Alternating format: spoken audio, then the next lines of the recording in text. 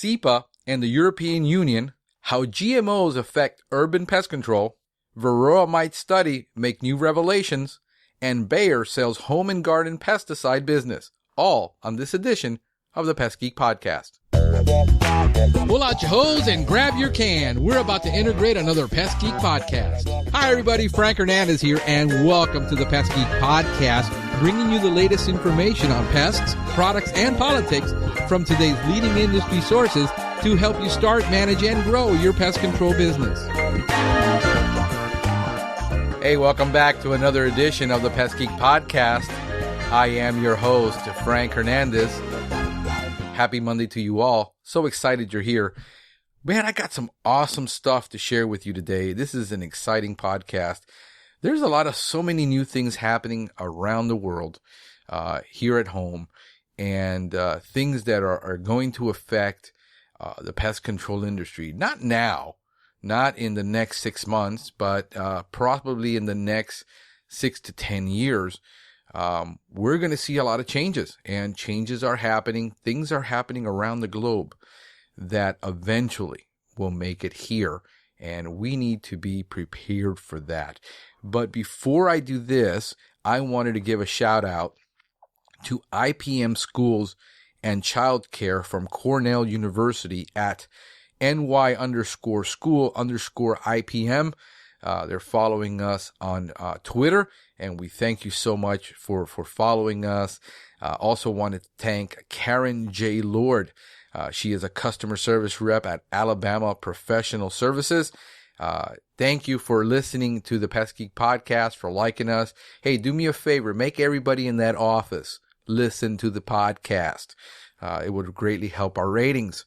We're so excited because our numbers are just through the roof. I mean, we just keep growing on a weekly basis, and just so excited about the fact that we're able to share with so many thousands of people on a weekly basis what we do, how we do it, and how you can do it better, and keep you informed of the latest news in pest control.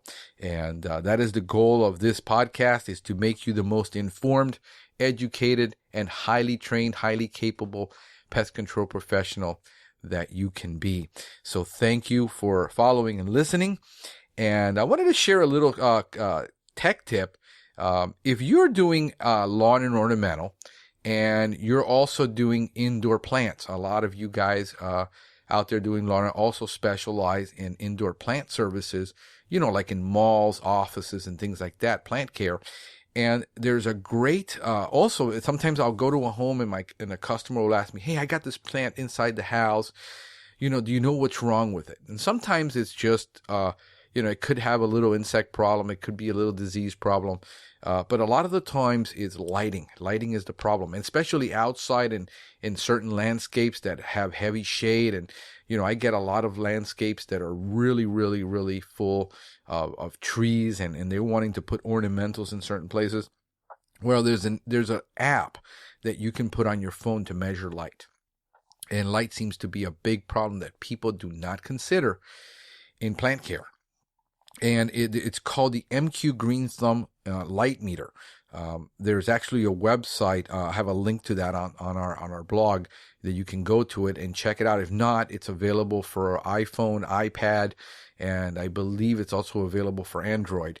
And it's basically a light meter, and there's a bunch of plants in there that you can look at the plants inventory that they have and learn about the proper lighting, and it'll tell you if that plant that is there is in the right place, and does it have adequate lighting, or does lighting need to be modified. It can be used in landscapes, it can be used in greenhouses, indoors. So a great little tool that's very inexpensive. It's like $2, $1.99 at the App Store for this great little tool that'll help you meter light in the landscape. In the book of the week, I want to talk to you about Blue Ocean Strategy, how to create uncontested market space and make competition irrelevant. It is by W. Chang Kim and Renee Mauborgne. That is Mauborgne. Very, very awesome book. If you're wanting to compete in this market space of pest control and set yourself aside from everybody else. Make yourself stand out and unique in the marketplace.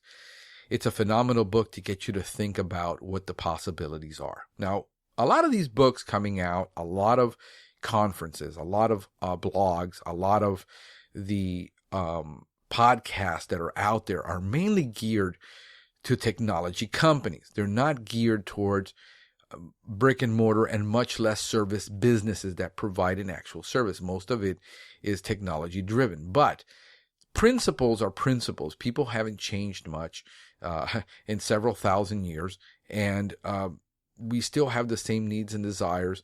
And this, if you get principles out of these books that you can apply to your business, you will see how, if you're competing in a market space along with everybody else, and you know, kind of like the commercial says, you know, be together but not the same, and we can all compete in a marketplace where you highly niche yourself and set yourself apart from everybody else around you, and you can get your own little niche there, or niche in your marketplace. So it's a great book. Highly recommend it. Loved it. I've had it now for over a year that I got this book, and I think it's a wonderful book to help you think. Most of these books are going to help you think.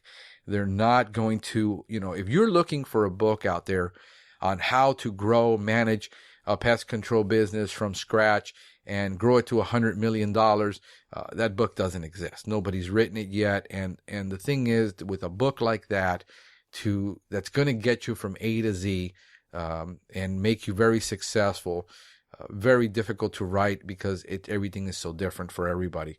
But you need to learn to start getting these little strategies and tips from multiple sources. And if I just get one tip or one strategy that I can implement from a book, then the price of the book was well worth it to me. And that's the way I look at it. You can use our link, audibletrial.com/pestgeek. And that would, greatly help us. And it would help you because you can get a free trial and a free book, and you can make this your free book. So give it a shot, give it a look, a listen, and let us know what you think about the books. I've had some people already give me testimonies of the books that I recommended in the past, and the E-Myth is one of them. I got great testimony from that. Somebody was really, really excited, called me. We had a conversation about it, and how they're just moving along with that book. It's helped them really, really reflect. So there's another book that I love. I highly recommend everyone gets that book. I even tell people who call me to be franchisees, they're thinking, they don't know what franchising is about. And they want to, become a franchise. I tell them, just get the E-Myth, listen to it, read it, and then give me a call back and tell me if you still feel the same way. And, that's one of the things that, we don't sell franchises, we award them. And we look for the right people that we know are going to be successful in this process. So, again, awesome books. Take a listen. Surround yourself by these types of people that are encouraging you, instructing you. And that's one of the great ways to do that. Upcoming events. Man, there's some exciting events coming up here in South Florida. I wish I knew some more around the country. That I'm getting more in tune with that, because a lot of the times the events are online. Nobody tells you about them. You don't get an email. You have to go look for them, but they're great events. And I'm going to start looking around the country at really good events that are coming up that I could share with you so that you can assist if that's, up your alley. In here in South Florida, UF Honeybee Research, the 2016 Florida and Caribbean Bee College is coming around. This is the 4th annual South Florida Bee College. It's going to be Friday and Saturday, August 12th through the 13th, from 8 a.m. to 4:30 p.m. That includes snacks. It includes, prizes. It includes lunch. And there's going to be a dinner gala, I think, for one of the events. There's also one-day tickets available. If you're into bees, you want to learn everything about bees, and you want to become informed, and you're in South Florida within the Miami, Fort Lauderdale, I guess in West Palm, it's not too far from West Palm, you can go ahead and attend.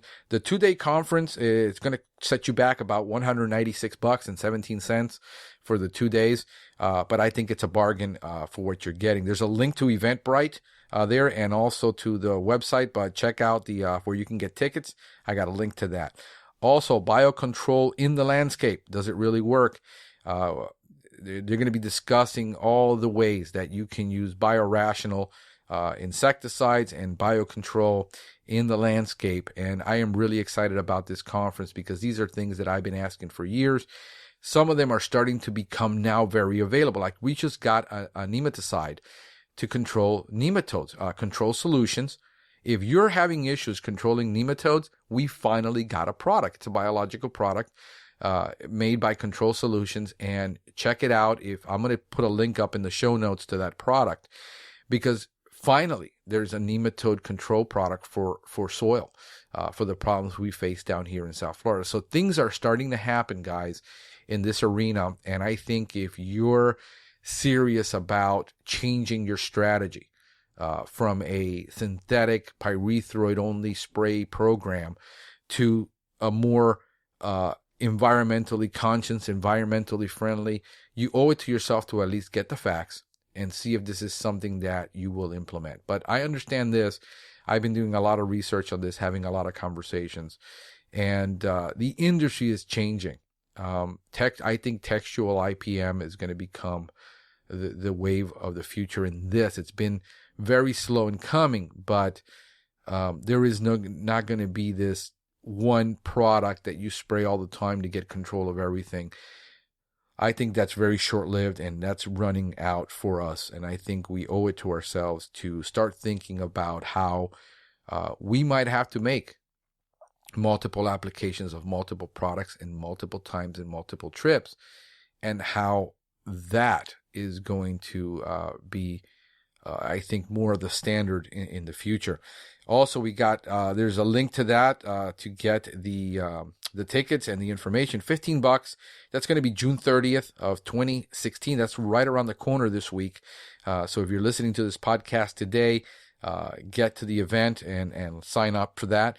Also, What's Bugging South Florida? This is an event we're putting on together with the Extension Service once a month, and also with a couple of suppliers and distributors that have agreed to cooperate with us. And we're excited about that. It's going to be held the second Thursday of every month. The next one is July 14th, 2016. So check it out. There's going to be breakfast. We got some bagels and coffee and juice and some prizes that the suppliers are putting up.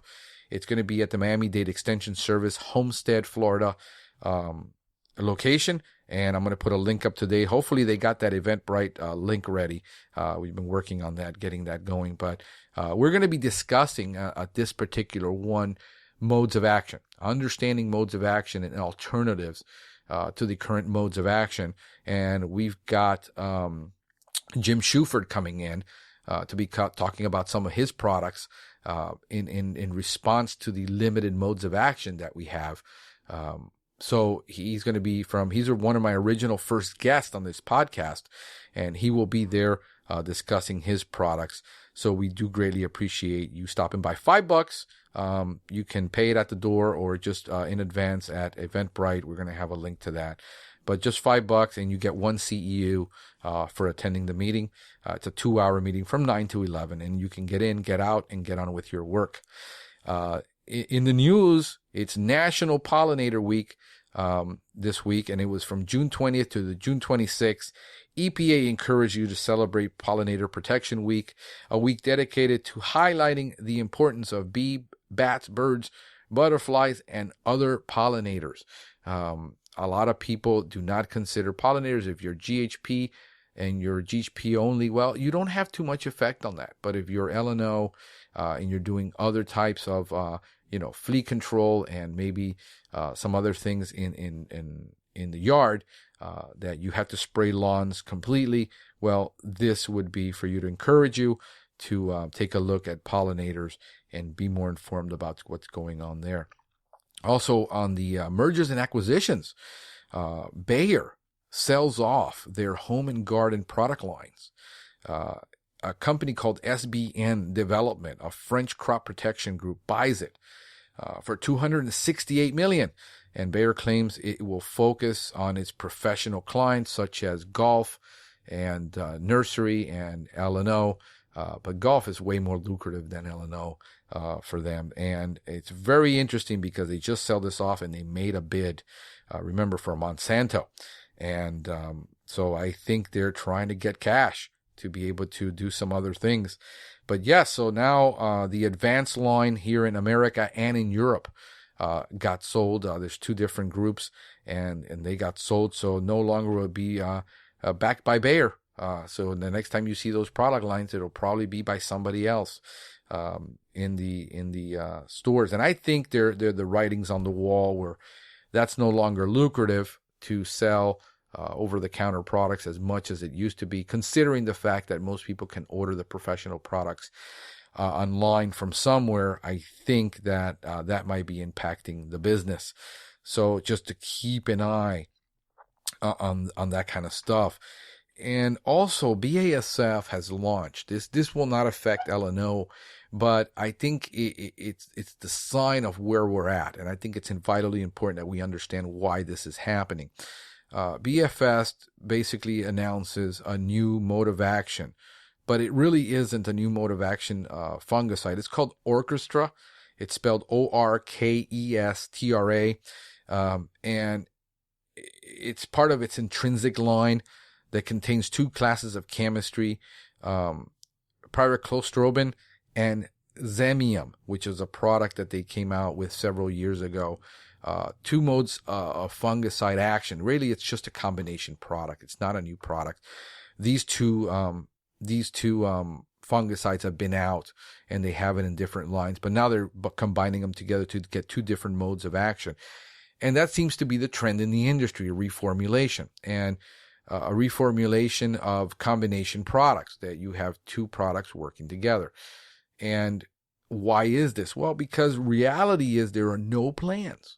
There are no plans to release any new chemistry, any new active ingredient or a new mode of action. So basically, if you have a pyrethroid now, basically you just have pyrethroids with neonics. Well, neonics are under attack and pyrethroids are under attack. And if you're getting resistance to pyrethroid, reducing the amount of active ingredient to get two products in there, I don't see how that really benefits you.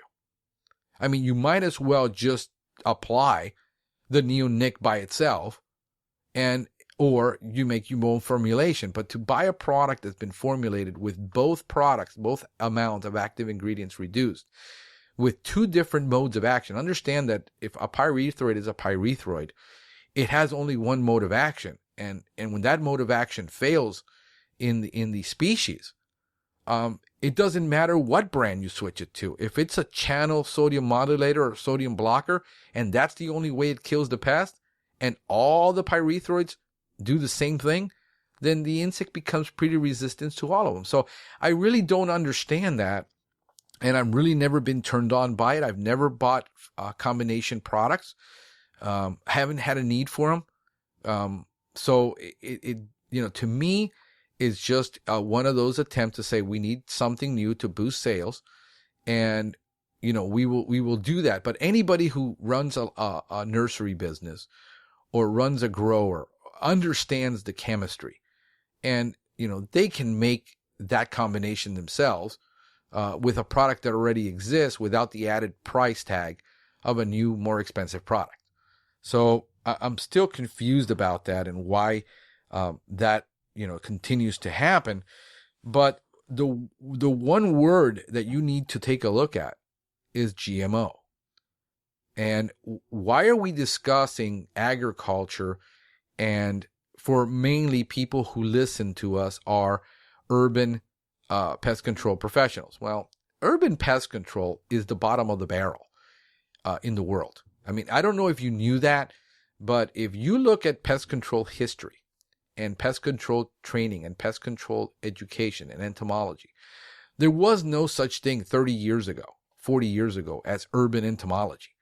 I mean, it was like the bottom of the barrel. I mean, why are you associating yourself with people who kill pests in apartment buildings you should focus on agriculture because that's where the technology is going and that's where it is. And that's what they told everybody. And still today, urban pest control, there are no new products for us coming out. Basically, every product that you have in your truck, in your arsenal, is a hand-me-down from the ag business, where 90-something% of the business happens.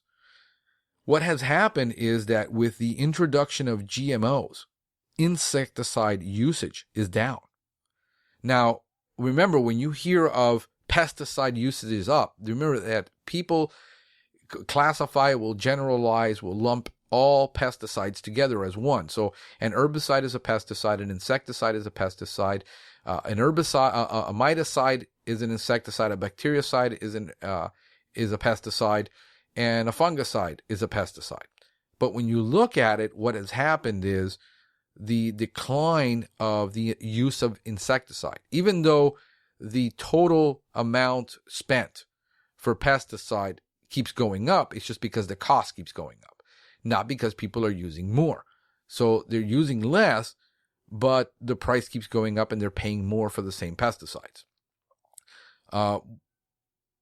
What you look at is, though, the increase with with GMO, with Roundup Ready seeds and Roundup Ready products. What has happened is that they came up with this Roundup Ready and then created a market for Roundup. I mean, Roundup herbicide usage went through the roof. It's still the most 40 to 50% of all the pesticide use is an herbicide, not an insecticide, not a miticide, not a fungicide. It's very, very low. But this went through the roof and, made a lot of money for companies like Monsanto, which then you understand why it is that a company like Bayer, who is a chemical company, wants to acquire a seed company.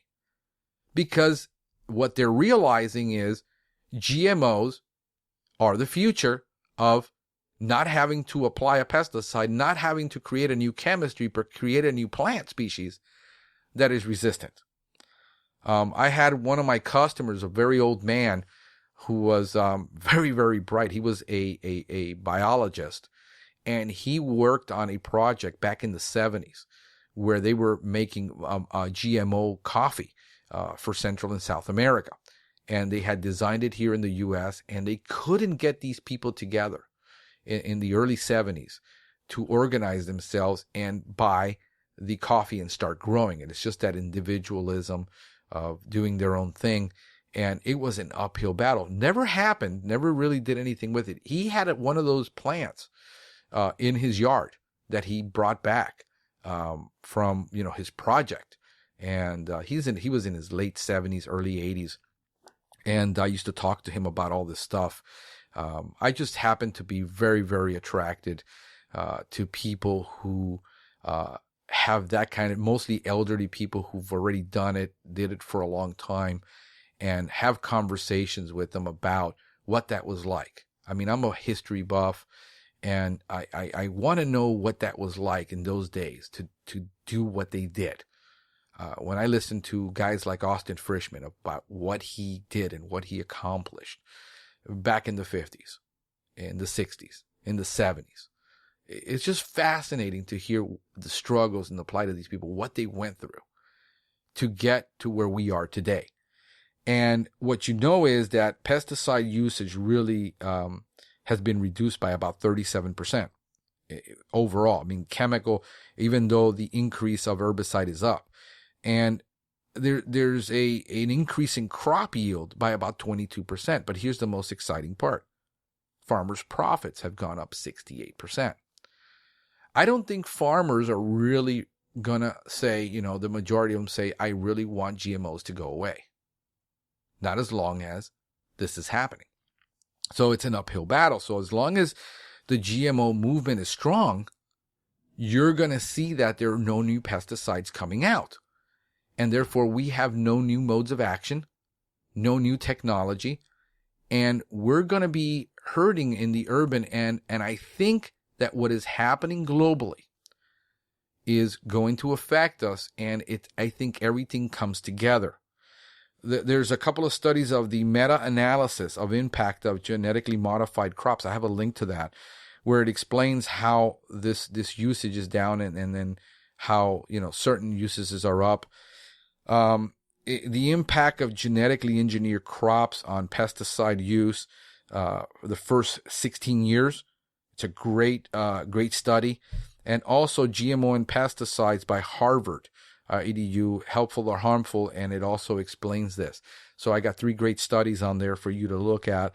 But understand that, we are really, the bottom of the barrel, I think, for companies that are looking to do integrated pest management in commercial, in urban areas we're geared. We're ready to go. We're actually doing this. We're not depending upon all of these active ingredients and modes of action to get control of pests in the traditional way, but we are discovering it in new ways to use them that doesn't require, if some of these went away, we would be in a world of hurt because we're going to see stuff like what's been happening with bed bugs.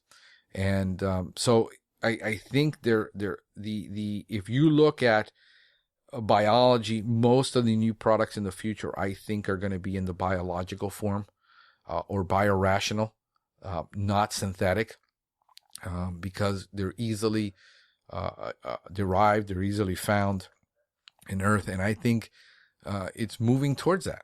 And so check a look at these, what's going on, preparing yourself. Guys in California are already seeing this. This is not something, that we're making up. I mean, there are restrictions on pyrethroids, down to, an inch on a perimeter treatment. They're seeing it. They're not, this is not stuff we're making up. If you look at the San Francisco tier 3 insecticides that, they're using for lead buildings, and I mean, these are protocols that we're doing here now in Florida. We're taking this stuff very seriously and saying, let's get in line with what is knowing to be the trend so we can stay ahead of that curve. And that's what we're doing. I mean, we implement that to the T. In Europe, what we're having now is the professionalization of the industry. Probably because there's a lot of independent, small or one-man shows, and it's kind of like they're trying to rein everyone in. And CEPA was created, and what it is the Confederation of European Pest Management Association in Europe, and the largest contributors to this certification is actually the United Kingdom. Even though it was planning to separate itself from the EU, it did that. They're still the largest people who are becoming involved with this, because this is I'm going to read a piece of an article from pestmagazine.co.uk in there, and Henry Mott, a managing director of Conquer Pest Control, explained how achieving certification to the EN 16636 is allowing his company to compete with much bigger pest management businesses. There are a lot of client companies looking for uniform services across all their sites, he explained. Before this standard came out, there were only a few pest control companies that these clients would look to. But now, with CEPA certified, you can approach these potential clients, and because you're working to the same European standard as big companies, there's no reason why they shouldn't appoint you to look after specific sites. It opens a huge potential market for smaller pest control businesses. So we're talking about a certification that your company gets that is recognizable, at least in the commercial pest control business, to allow you to say, well, if you're doing it the same way, you're modifying, you're doing this. And here's kind of like, there's about a 38-page report on this, and it has a great infographic in it, which really explains the system, which is the 5-point system, which is actually 11 steps to 13 steps that you take. But it starts with the client contact. And if there's no pests found, then, there's nothing to be done. I mean, why are you treating for something that there's nothing there? And if you find, and then you inspect the site, then you assess the infestation and identify the root causes of analysis. And then you perform a client site risk assessment, define field and legal applications, define pest management plan, then a formal customer proposal, and then deliver agreed service. They're either going to accept it or reject it, and then you complete that and close the file, or you simply go to manage the site waste. There's a formal record of service and the client recommendations. Then you confirm service effectiveness. If it's a single job, you're done. If not, you continue to go back and monitor. It's textual IPM being followed on sites where you're monitoring, you're documenting, you're discussing it with your clients. I mean, there isn't a single thing that we're not doing as a company. And, we're constantly evaluating. We're constantly on top of our customers. We're constantly telling them, listen, this needs to get fixed. This needs to get changed. This needs to happen in order for us to get control for you. It's not about relying on chemical. It's about textual IPM.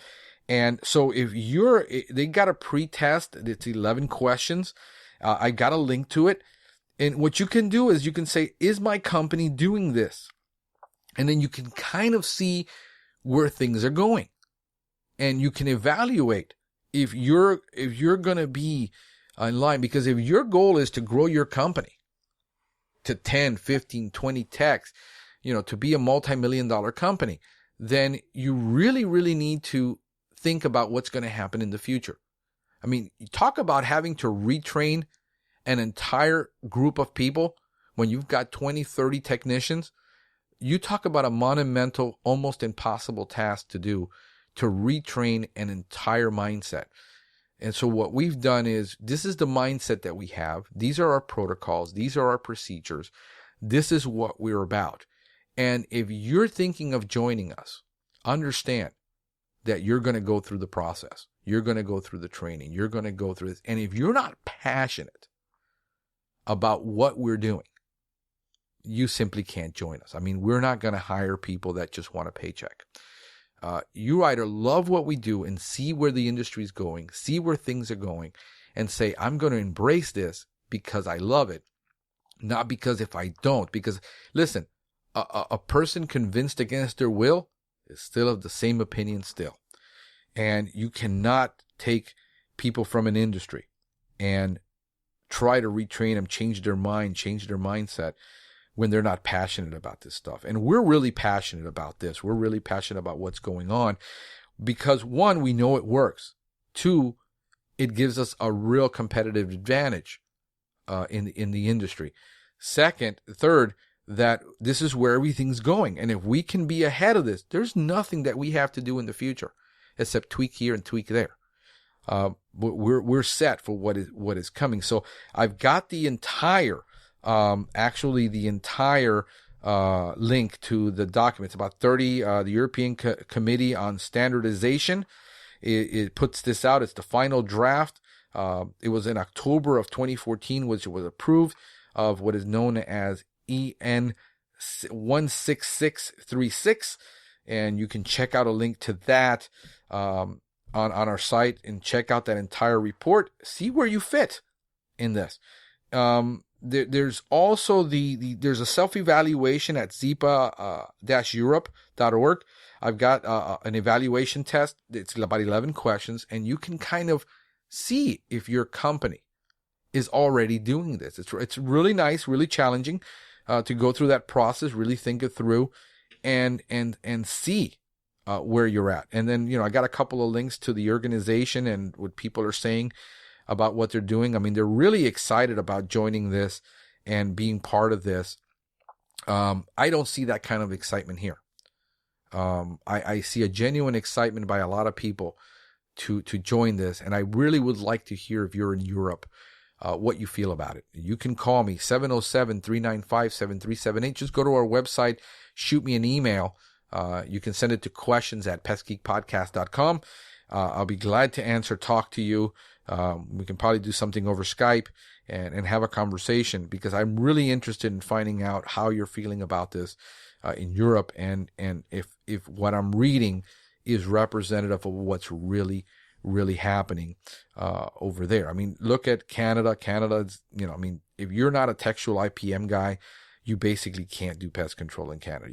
I mean, most of the people that are probably here that I see in Miami would go to Canada and just crawl into a ball and die. They wouldn't be able to deal with it. But I said, I saw the writing on the wall 10 years ago, and I said, this is something that we need to really go after and really engineer this if we're going to make it, if we're going to survive, if we're going to be positioned for the next decade of what's coming. There's a couple of really cool, well, let me go back to this, because what's happening here? I mean, there are a couple of certifications that are available.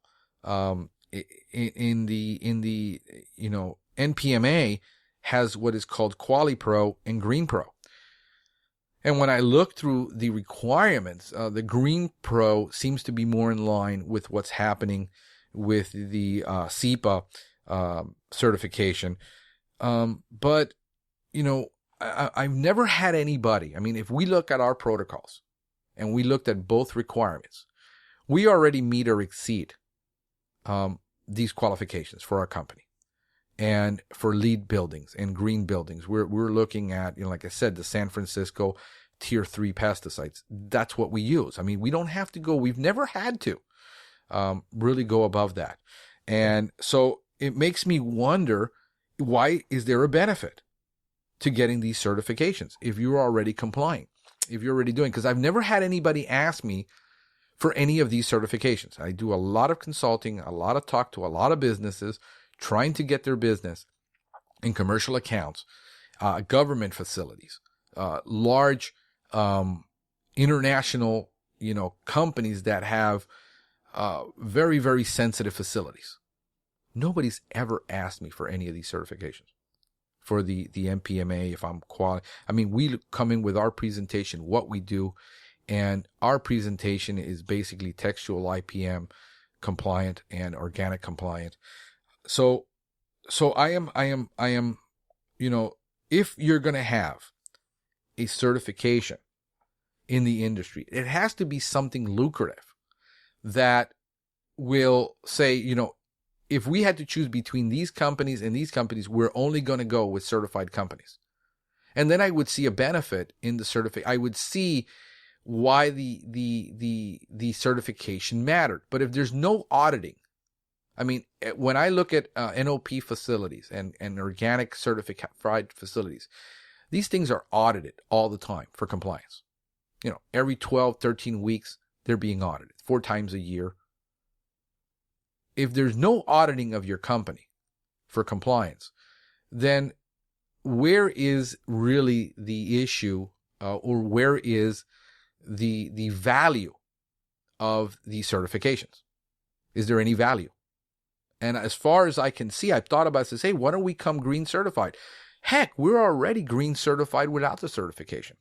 We're actually above that and beyond it in our business. And I can't see the reasoning for the money expenditure to put a certificate on our wall for something we're already ahead of in the industry and setting an example for. And I believe that, I don't see the national, I never seen a client call me and I says, I read the EPA recommendation. I read the National Pest Management Association. They're reading a blog, they're reading something else, but there is no national awareness campaign. Customers have no clue what integrated pest management is. Facility managers that are supposed to know have no clue what integrated pest management is. So I'm wondering, is there really a sincere desire to implement integrated pest management and these things, or is it that the associations are just focused on the legislation? Because I don't see it, if they were really, with 7,000 members across the country, most of which are large companies, but where is the push to go, on media, on television? I don't see tweets coming out. I don't see things that people would say, gee, I really, when I decide to hire a pest control company, I'm going to go to the MPMA site and I'm going to find me one that's there because of the certification. There's no market value to it.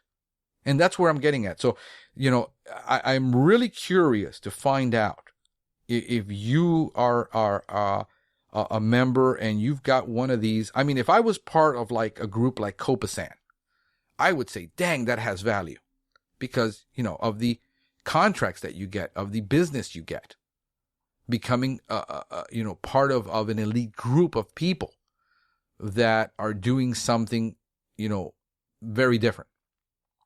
So, that's my thinking. Let me know what you think. I mean, I'd be curious. I am looking for information and it really, really, it's buried. You have to look for it. And I think in the information age, I think in social media, I think they should be more out there engaging the end user. The same way the pharmaceutical companies have engaged end users, to buy their medication or talk to their doctor about their medication.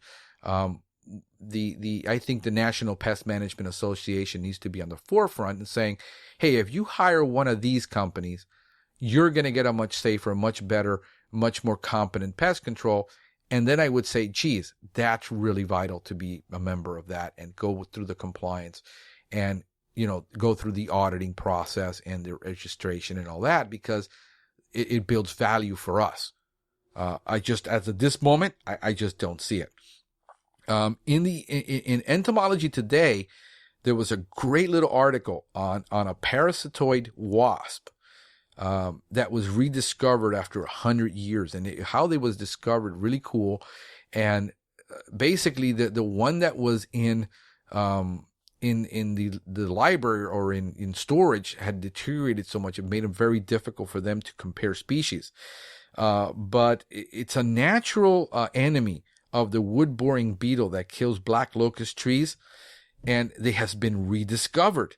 The previous known specimen of the wasp of Obius depressus dates back to 1914, found in Morristown, Illinois. Because females visit black locust trees to lay eggs, the scientists placed an insect trap designed to collect beetles and other arboreal insects in the canopy of the black locust tree at Rose Lake Wildlife Area in Bates Charter Township, Michigan, from August to October of 2015. And they were able to find 100-year-old wasp they probably thought, was no longer around. And it basically helps control those insects that destroy the trees. So that was pretty exciting. Also, there was an Entomology Today. There's a link to that, by the way. That's just a little snippet of the article. But Entomology Today, sterilizing insect techniques can be rewarding. Dr. Edward F. Kipling and Dr. Raymond C. Bushland are being cited for the research that led to the sterile insect technique, in which lab-raised and sterilized male insects are used to overwhelm and eventually eradicate native pest population. The technique has been heralded as the only true original innovation in insect control in the 20th century, and continues to inform ongoing fights against other agricultural pests and insect-carrying infectious pathogen, including the testy fly and the Aedes aegypti mosquito, the primary culprit of the transmission of the Zika virus. Now, let's talk about what's been going on with the Varroa destructor Mite. A new study titled Population Growth of Varroa Destructor in honeybee colonies is affected by the number of foragers with mites. And what they're discovering, and this, what I'm telling you, before this is all over, we're going to find out that a lot of what's going on has to do with either neglect or malpractice on behalf of some beekeepers, especially those known as backyard beekeepers, that decided to get into beekeeping and they don't have Varroa mite control strategies in their program on how to keep those bees alive, especially when it comes into late winter and they're getting infested and disease transmitted by Varroa mites. And what they're discovering is that the mites are going out. I mean, bees are going out. And there's not really an increase in the amount of mite being growing inside the hives, but they're actually coming back with Varroa mites on them. So it isn't like one gets in, because traditionally what happens is, the Varroa mite gets into the hive from somewhere around where they are and basically starts to nest in there and grow. And what they're finding is that by being able to take the foragers and see them before they get in back into the hive, they're finding the mites on them when they're coming back. And the suspicion is that they're going out and they're going to other colonies that are infected with Varroa mites and bringing those back after those colonies have collapsed. So that's what the study shows. I've got a link to that study because what it was determined that they used sticky traps and found very few mites in the actual traps. So when they blocked it off and started monitoring the bees coming back to these hives, they started to see the bees were coming back with the mites. What happens with mites is when they attach themselves to the foragers, they interfere with the bees' homing ability, and this could cause foragers to drift to other colonies and spread the Varroa. So, either they're leaving the hive and then they're going to other hives, they're already infected, or the bees are visiting other hives that are infected and tracking or bringing back the bees. Either way, I think it's a fascinating study. Check it out. There's a link to it because, again, it's everything that all the studies that keep coming back, there's no neonicotinoid problems with these hives. Nobody's coming back saying, yep, we found these many hundreds of hives and there was definitely an amount of neonicotinoid in there that killed them. I don't know where people keep coming up with this and buying this story, but it isn't there. And if it isn't there, then it isn't there. And what we're finding is, all of a sudden, Joe decides he's going to get into the bee business, starts making 10, 20, 30 hives, and in his property, doesn't really know how to maintain the bee health. The colony gets full of Varroa mites, gets infested. His bees either leave, go somewhere else, infest other hives, or other hives are bringing them back. And that is a contentious issue, even among beekeepers themselves, because they're saying, hey, you're messing up and you're going to mess up all my hives because you screwed up. So, hey guys, this is all I have for this week. I've had a blast doing this. I hope you're getting something out of this. Share it with your friends, share it with your neighbors, tweet about it and get it out there if you consider this to be a valuable resource. Which I know a lot of you do because of the text, the emails, the feedback I get from you. I am super excited about this and what is happening and how we're able to contribute and help the pest control industry. So, folks, until next time, you have a great one. Take care. Thank you for listening to the Pest Geek Podcast. If you have enjoyed the Pest Geek Podcast, please give us a rating, write a review, or subscribe to the channel. You can join the Pest Geek Society by visiting pestgeekpodcast.com. Thank you for listening. See you next time.